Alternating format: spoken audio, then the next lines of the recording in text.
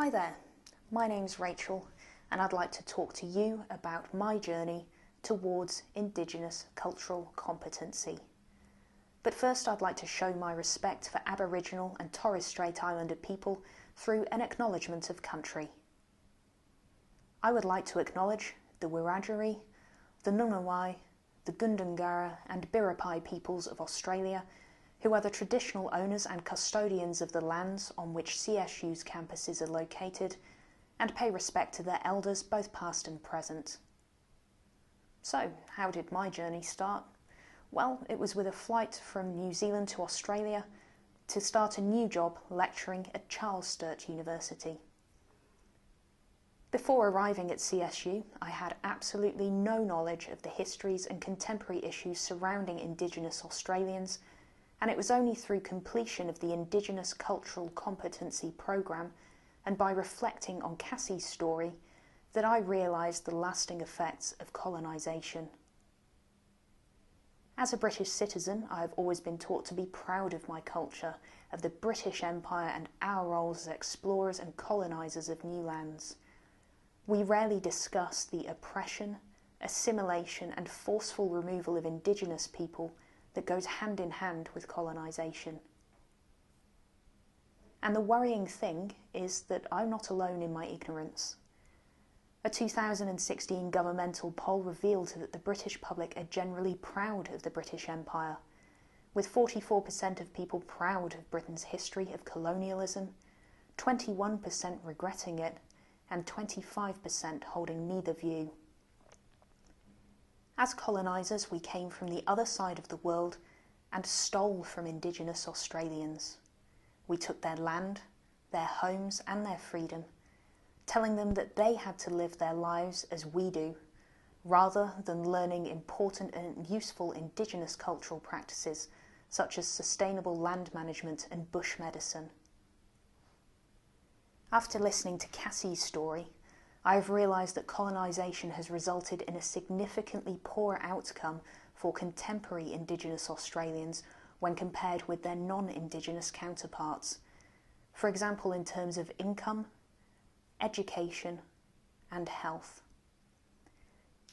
Now, I was shocked to learn that the life expectancy for non-Indigenous girls born between 2010 and 2012 is a decade more than Indigenous girls born in the same year.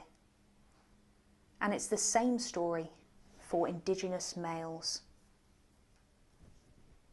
There's a great book called Orphaned by the Colour of My Skin, A Stolen Generation Story, and it reiterates and explains the current issues for Aboriginal people from an Indigenous perspective.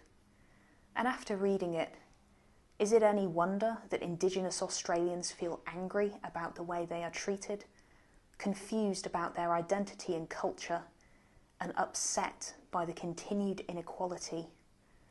I'm sure that if the British population were made aware of the history and contemporary issues surrounding the British Empire, many Brits would actually be ashamed and embarrassed of our colonial past. I'm just glad that I'm lucky enough to work for a university like Charles Sturt that recognises these issues and is working towards equality for Indigenous Australians. Through completion of the Indigenous Cultural Competency Programme and by listening to Cassie's struggles, I now have an understanding of the histories and contemporary issues regarding Aboriginal and Torres Strait Islander people. I have had the opportunity to reflect on and critically evaluate the way I interact with my students and my teaching techniques, and think about how I can adapt these to be more inclusive and supportive of Indigenous Australians and educative for non-Indigenous Australians. By making slight changes to the way I teach, I can guide my students to achieving Charles Sturt's graduate learning outcomes and help them to practice in ways that show a commitment to social justice and the processes of reconciliation through inclusive practices and citizenship. They will also have the qualities and behaviours of a professional global citizen to work effectively in transcultural contexts. I can also help Charles Sturt adhere to their Indigenous education strategy and achieve some of the key objectives, such as making Indigenous people, culture and knowledge a valued and visible aspect of the life and culture of the university and its campuses.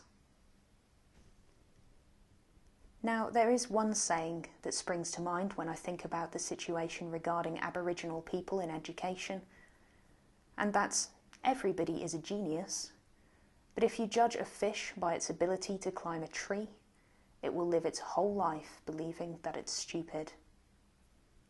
And we need to recognise that by giving everybody an identical educational experience, we'll be setting them up to fail. And we need to adapt to different learning styles and different cultures.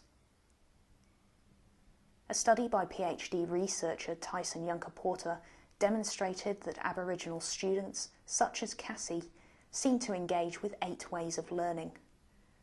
These include story sharing, learning maps, non-verbal, symbols and images, land links, non-linear learning, deconstruct and reconstruct, and community links. Now, I think the best strategy to incorporate Indigenous content and engage Indigenous students in my subject area, which is medicine, would be using the story sharing technique. The Aboriginal learning technique of storytelling has very close similarities with what Western medical education refers to as case-based learning. Both techniques are long-established pedagogical methods. Learning is associated with real-life situations that are relevant to a student's community, and both enhance and increase student participation and engagement through their ability to make learning personal and relevant to their lives. Now, the way that I would incorporate this strategy is I would tell the story of a patient. And that story would focus on a pertinent issue, such as alcoholism, obesity, or drug addiction. I would then make sure it was culturally relevant to Indigenous people. For example, I could include the story of Cassie's mother, who suffered from diabetes. The great thing about story sharing is that it would allow me to link subject areas, such as medical terminology and treatments, rather than isolating them. It would also provide Indigenous students with the opportunity to discuss parts of their culture, such as bush medicine. The use of case-based learning in my teaching would educate non-Indigenous medical students as to the fears, prejudice and inequality experienced by Aboriginal people when accessing the healthcare system. This will encourage non-Indigenous students to reflect on what may be preconceived ideas about Indigenous people, their knowledge of the human body, and health in general. Hopefully, Indigenous students such as Cassie will be able to gain knowledge as to the signs and symptoms of diseases such as diabetes, the techniques that can be used to prevent them, and the Western methods used to treat them.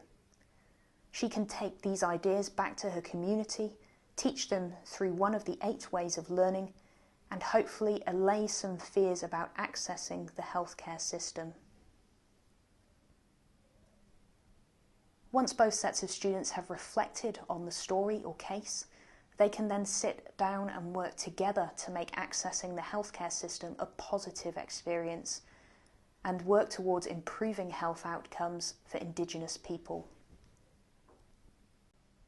I believe that the discipline of medicine has been and still is complicit in consolidating negative stereotypes with regards to Indigenous Australians.